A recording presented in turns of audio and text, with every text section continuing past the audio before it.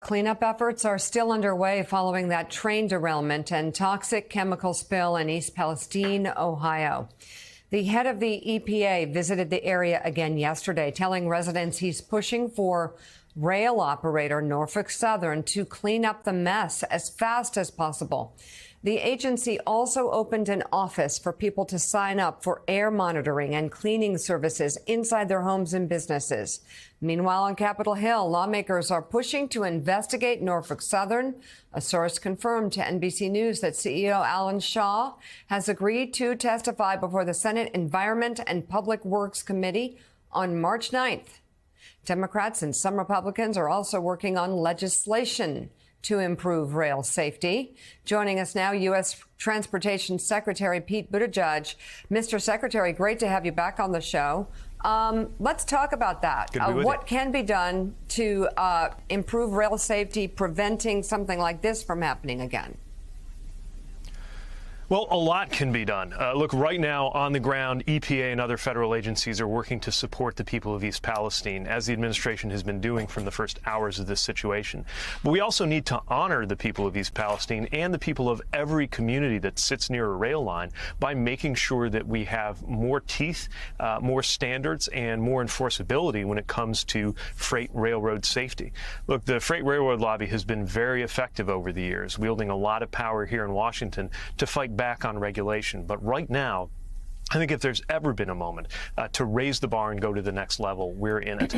I've been calling for railroads to make a number of changes, but also we're taking a number of steps ourselves as a department and calling on Congress to do the same. And I think it is a very, very good development that there is now bipartisan legislation emerging in the Senate, work being done in the House as well on some of the things that I've been calling for, like making sure that the fines have enough teeth in them that actually get attention from these multi-billion-dollar railroad companies, tighter regulations on how hazardous material moves, doing through legislation something that we've already been working to do as a department, which is to establish a minimum level of crew presence on board trains. You got mile-long or longer trains, and some of the railroad companies have wanted to be able to operate them with just one person. So I think there's a lot of momentum right now for there to be positive change, and anybody who has taken to the airways to discuss the issue of what happened to the community of East Palestine and how to hold Norfolk Southern accountable has an opportunity right now to help us raise the bar, stand up to the railroad industry lobby,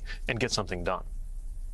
And in terms of the CEO being called to testify of Norfolk Southern, I mean, what questions do you have for him about their accountability in this? And can East Palestine, the residents of East Palestine, be sure that there will be full accountability on this?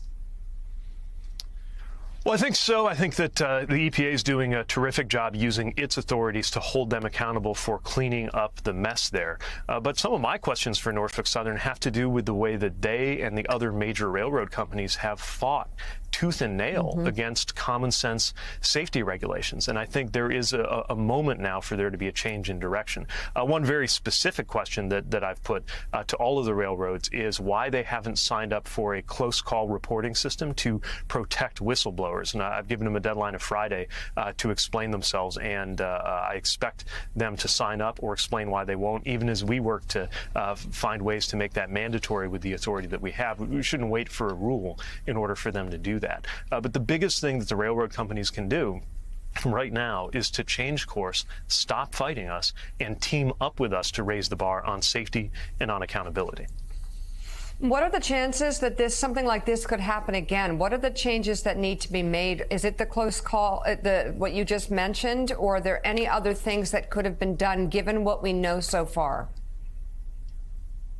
Well, let me be clear that the NTSB, the National Transportation Safety Board, they have the lead on the safety investigation. They are independent from my department, and there's some very good reasons for that. So they're going to take the lead on explaining what happened, why, and how this could have been prevented. And their report might take a year or more, but we don't have to wait a year or more to know that certain things are going to mean that there will be fewer disasters, regardless of some of the specifics yet to emerge in this case. We know that it makes sense to have a higher standard around and our ability to regulate things like braking.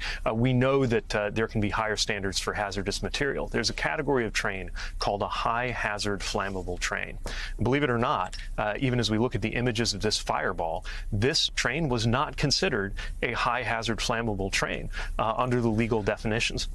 Obviously, just at a common sense level, steps need to be taken to make sure that trains like this are held to a higher standard. To be clear, it was regulated as a hazardous material train, but it's also clear in a country that still faces as many as 1,000 derailments a year or more, that more has to be done to prevent these kinds of crashes.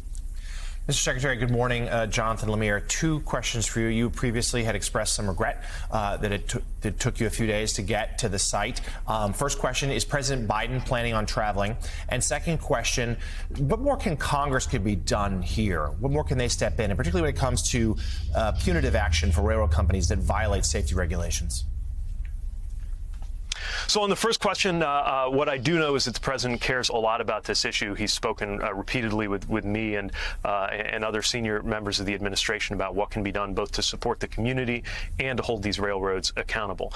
In terms of how that accountability works, look, right now, one very frustrating thing for us as an agency is that there is a legal cap in the six figures, and even on the most extreme violations of hazardous material rules that my department enforces. And just imagine what a low six-figure fine means to a multi-billion-dollar company like the Class 1 freight railroads. Now, EPA has other authorities. They're using those authorities to hold Norfolk Southern accountable. But on the safety regulation side, I really think Congress should raise that cap. And by the way, proposing to do that is one of the features of the bipartisan legislation led by Senator Brown and Senator Vance that is moving forward in the Senate. That's just one example of something that could make a difference. But there are so many steps, some of which, to be clear, we've been underway on since this administration arrived, others that would require help from Congress. But I think there's a real moment here. Look, some of the House and Senate Republicans who were very quick to criticize when this case happened are now saying, well, we're not so sure we want to regulate.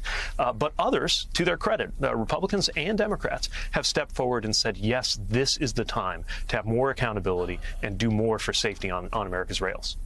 Mr. Secretary, as you just pointed out, there are a number of high-hazard trains on the rails in this country, and there have been toxic chemical spills around East Palestine prior to this one, in that county and other places in Ohio, and certainly around the country.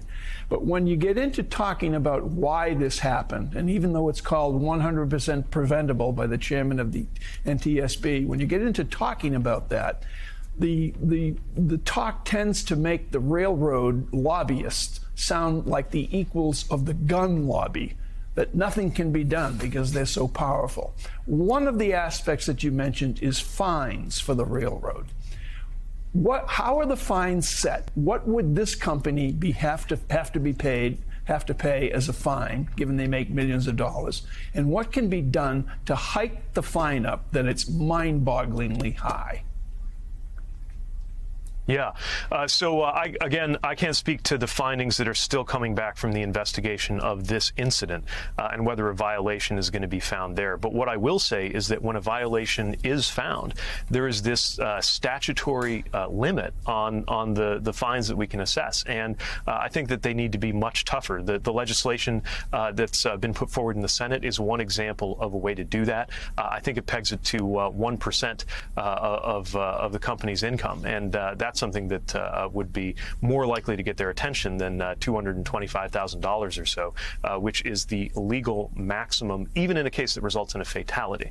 Now, again, I do want to say that there is other work being done on the EPA side to hold them accountable for the cleanup. That's already happening, and they're already paying for that. And by the way, that's an example of why we need a strong EPA. So a lot of the same voices who have been quick to get onto this issue were trying to dismantle the EPA just a couple of 3 years ago. And now we're seeing an example of how the EPA is delivering accountability and helping to make sure that Norfolk Southern cleans up the mess that it made. But here on the transportation policy side, whether we're talking about fines, whether we're talking about standards, whether we're talking about technology, there is clearly more to be done. And, the power of the railroad lobby is enormous. I've seen it for myself.